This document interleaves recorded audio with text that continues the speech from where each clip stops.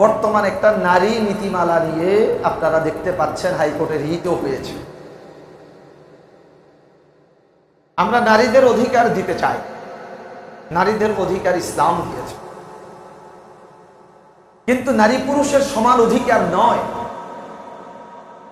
যদি সমান অধিকার আমরা নারীকে দিতে যাই, তাহলে শীতকালে একজন পুরুষ খেজুর গাছের মাথায় উঠে হাঁড়ি দেওয়ার জন্য সমান অধিকার, তাহলে আজকে খেজুর গাছের মাথায় পুরুষ উঠবে, হাঁড়ি দিবে, আগামীকালকে পুরুষ বিশ্রাম নেবে, সমান অধিকার। আগামীকালকে তার স্ত্রী খেজুর গাছের মাথায় উঠে হাঁড়ি দিবে। আজকে পুরুষ ঠেলাওয়ালা ঠেলা গাড়ি ঠেলে, সমান অধিকার।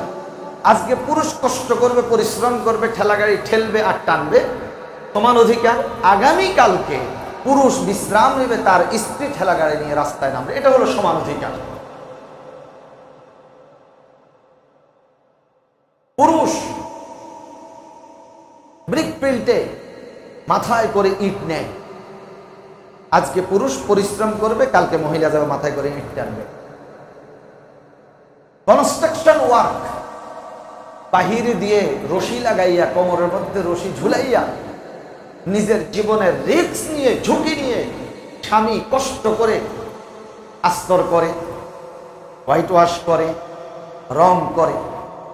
আমি একদিন করবে, স্ত্রীকে আরেকদিন ঝুলাইয়া দিবে, আরেকদিন স্ত্রী করবে। এটা হলো সমান অধিকার।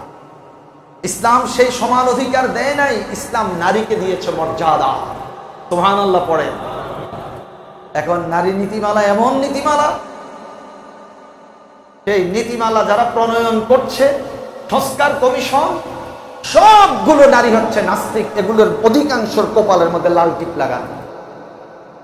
আমাদের ঢাকা বিশ্ববিদ্যালয়, প্রাচ্যের অক্সফোর্ড খ্যাত জাহাঙ্গীরনগর বিশ্ববিদ্যালয়, আমাদের জগন্নাথ বিশ্ববিদ্যালয়, চট্টগ্রাম বিশ্ববিদ্যালয়, রাজশাহী বিশ্ববিদ্যালয়, এই বিশ্ববিদ্যালয়গুলোতে জ্ঞানী গুণী কোন স্কলার, কোন মুসলমান মহিলা কি নাই? সরিষা দিয়ে ভূত তাড়াবো, এখন সরিষার মধ্যে ভূতে ধরছে।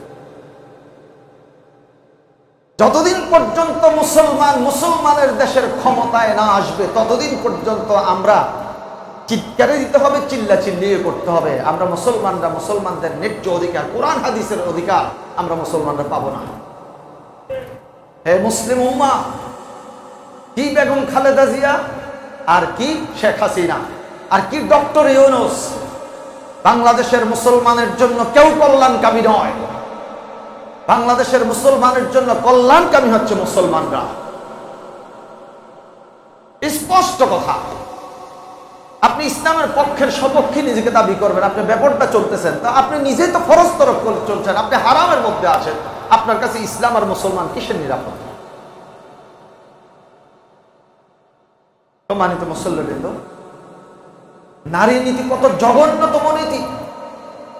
যেই সমস্ত নারীরা যৌন কর্মী, তাদেরকে লাইসেন্স দিতে হবে, তাদের নামে কার্ড করে দিতে হবে, তাদের ডাটাবেস থাকতে হবে, তাদেরকে মর্যাদা দিতে হবে, তাদেরকে বেতন দিতে হবে, এবং তাদের জন্য নির্দিষ্ট এরিয়া ভাগ করে দিতে হবে।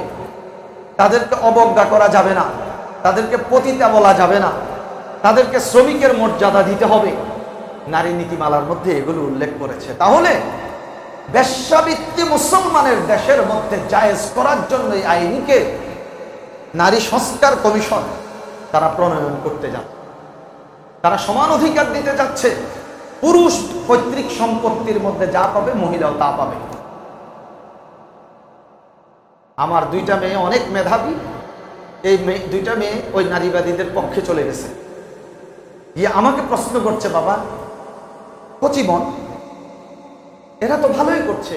আমার ছেলের নাম তাহমিদ, মেয়ের নাম ফারিহা। তাহমিদ আর ফারিহা তোমরা যদি সমান সমান পাও, তাহমিদের সম্পদ তাহমিদের কাছে রইল, তাহমিদের কাছে তাহমিদের মা থাকবে, তাহমিদের কাছে তাহমিদের বাবা থাকবে। এরপর তাহমিদের কাছে তুমি বোন, তোমার ঘরে যদি আমার নাতি নাতনি হয়, সে তাহমিদের ভাগিনা ভাগ্নিরা বেড়াতে আসবে। তাহমিদ কিন্তু অর্ধেক পেয়েছে, আর তোমার যে অর্ধেক সেটা কিন্তু তুমি নিয়ে নিলা। তুমি স্বামীর বাড়িতে আছো, তুমি বাবার সম্পদে মালিক হলা, তুমি তোমার স্বামীর সম্পদে মালিক হলা, এরপর তোমার ভরণ পোষণ সব কিছুর দায় দায়িত্ব তোমার স্বামী গ্রহণ করবে। এটাই হচ্ছে ইসলামী শরীয়তের বিধান। মা তুমি চলে যাবে শ্বশুর বাড়িতে, স্বামী তোমার ভরণ পোষণ সব দায় দায়িত্ব নিবে। তুমি বাবার কাছ থেকে যা পেয়েছো এটা পুরাটাই তোমার রয়ে গেছে। তার পাশাপাশি তোমার বর্তমানে যদি তোমার স্বামী এন্তেকাল করে, স্বামীর সম্পদের মধ্যে তুমি আবার ভাগ পেয়ে যাচ্ছ।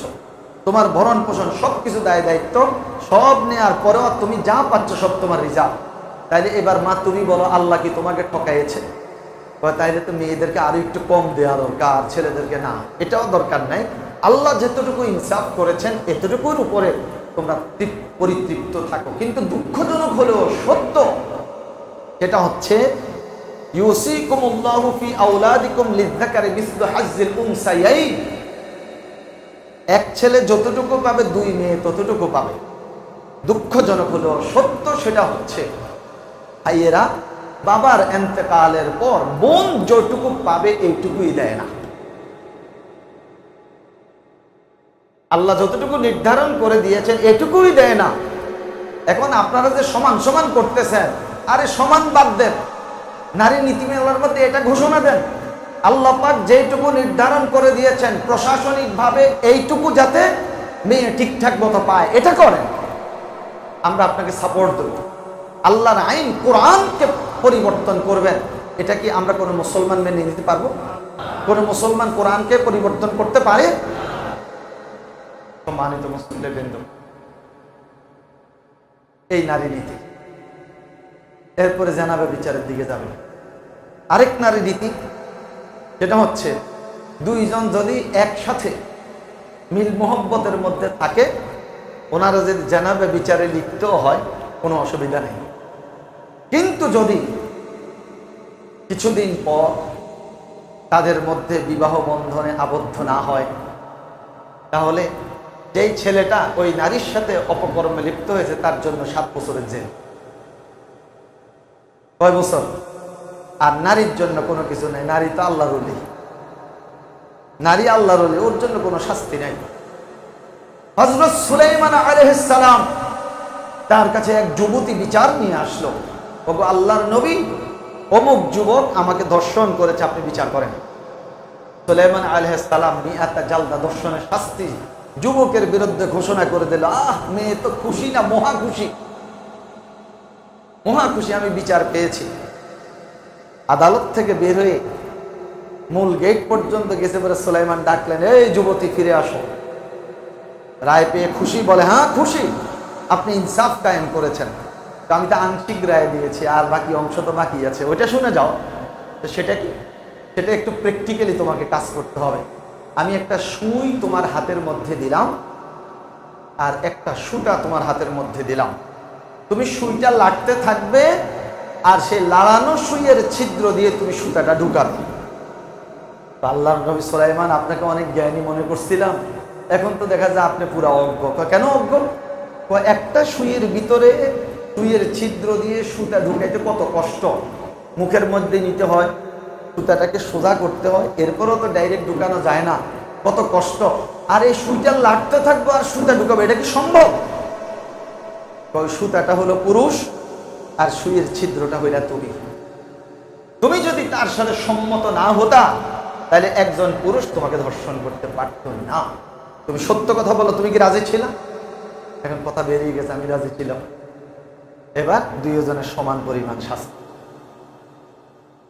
যুবক দুইজন আন্ডারস্ট্যান্ডিং এর মাধ্যমে বিয়ে শাদী করবে, এই জন্য বিয়ের আগে আকাম কুকাম করে ফেলছে। এখন মেয়ের জন্য কোনো শাস্তি নাই, ছেলেটার জন্য 7 বছরের জেল। এরকম না আইনের মধ্যে থুতু নিক্ষেপ করি, এরকম আইন ডাস্টবিনে ফেলা দরকার, এগুলোর উপর মলমূত্র ত্যাগ করা দরকার। 1 নাম্বার, আন্ডারস্ট্যান্ডিং এর মাধ্যমে কোনো জানাবা বিচারে লিপ্ত হওয়া যাবে না। যদি কেউ আন্ডারস্ট্যান্ডিং এর মাধ্যমে জানাবে বিচারে লিপ্ত হয়, এবার যদি বিবাহ শাদী না হয় আইনের কাছে যায়, ছেলের জন্য যদি 7 বছরের জেল হয়, মেয়ের জন্য 7 বছরের জেল হওয়া লাগবে। কথা কোন ঠিক নেবে? ঠিক।